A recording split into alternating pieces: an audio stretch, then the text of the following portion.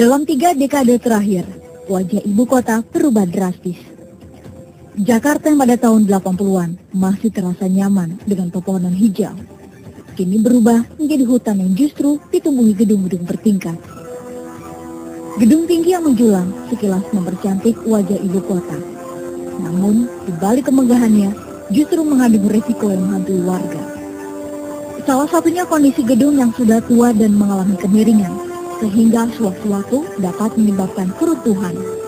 Misalkan di gedung Hotel Sano yang terletak di Pluit, Jakarta Utara. Dari pengamatan tim Topik Petang Antv, bagian depan gedung terlihat normal, namun di bagian belakang justru terindikasi miring. Kondisi tersebut akhirnya mengundang Dinas Pengawasan dan Penertiban Bangunan Provinsi DKI Jakarta untuk melakukan pemeriksaan. Saya sudah datang ke situ. Di situ ada 3 blok bangunan. Saya perhatikan di situ memang ada kecurigaan, ada penurunan, ada kemiringan, kecurigaan. Yang bisa mengatakan itu miring apa tidak itu hasil tes. Dan saya sudah meminta kepada ownernya untuk segera melakukan audit konstruksi. Ownernya datang ke kantor saya ke sini, mereka siap segera melakukan audit. Tidak hanya gedung Hotel Sano saja yang terindikasi mengalami kemiringan. Gedung Sarina di kawasan Tamrin, Jakarta Pusat beberapa tahun lalu juga sempat dihebohkan karena berpotensi amblas. Kalau Sarina itu terjadi penurunan tanah di daerah itu.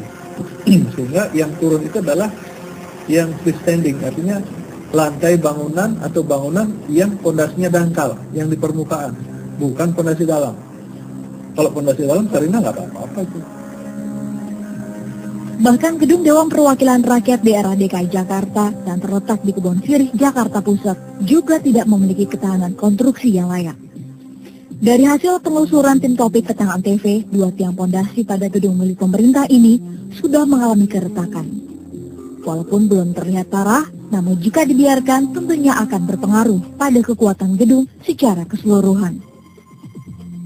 Pertanyaan dasarnya, apa penyebab gedung di Jakarta mengalami kemiringan? Menurut Ketua Umum Lembaga Jasa Konstruksi Nasional, penyedotan air tanah dengan skala besar oleh gedung-gedung tinggi dapat menyebabkan tanah keropos sehingga air laut masuk. Tanah pun tidak padat seperti semula. Kemungkinan besar adalah persoalan penurunan akibat rembesan air yang terlalu diserot, ya. Itu juga bisa terjadi. Atau mungkin perubahan struktur tanah yang mengalami itu.